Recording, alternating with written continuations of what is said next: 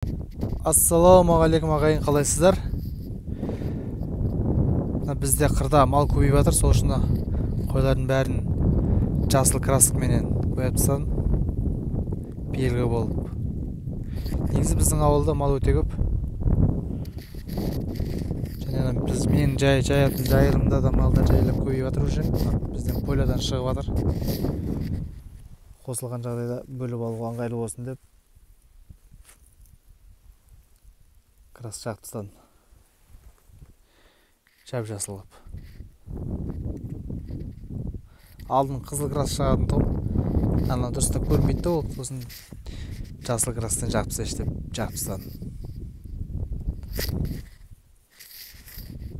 Және ана ауылда жай үй тауықтарының жұмыртқаларын алып инкубаторға салдым. Құдай қаласа қазір обедте үйге барған кезде видеоға түсіріп көрсететін боламын онда. Бізде жаңалық осы, қойларды бояп краскаменен белгі салып, міне жүрміз қырда.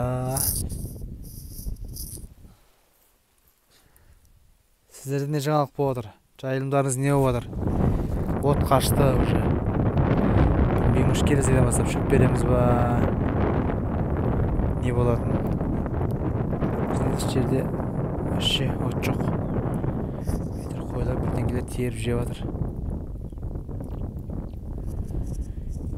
Қазір ар жақта жусан бар. Ар жақта сол жусанға барып тастайым. Айтып мына жақта дым жоқ. Мына бізде кеуіл дейді, кеуіл. Осы кеуіл қолап кетіп бара жатыр олар. О, қарай, қырға қарай.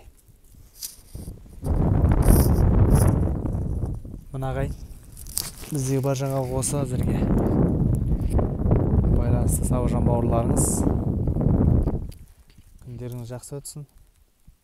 Шаруашылықтарыңыз дамысын. Тек қана алға, қаза келе.